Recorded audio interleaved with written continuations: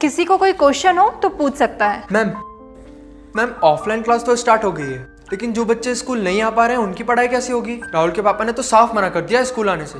अरे तुम उसकी टेंशन मत लो, वो अभी भी टीचमेंट ऐप के द्वारा हमारे साथ लाइव है।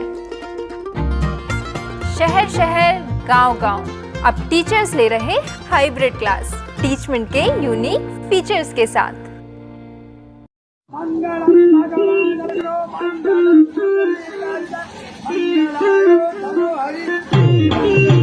गोरी करा तू पिटाई हम तारात वर ओसाई, गोरी करा तू पिटाई हम तारात वर ओसाई।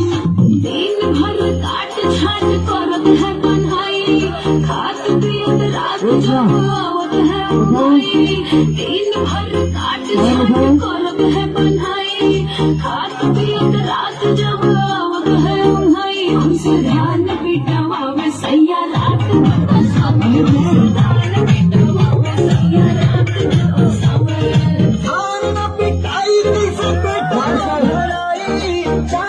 महीना बाटे बाटे कमाई, थान न पिटाई कैसे पेट न भराई।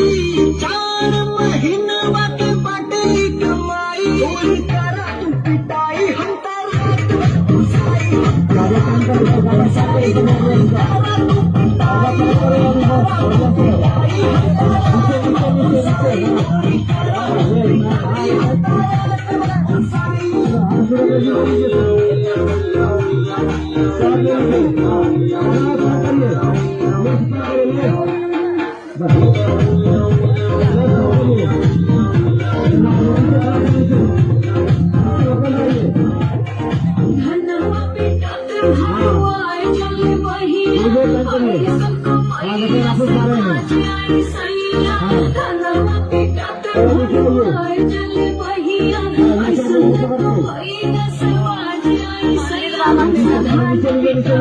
सैया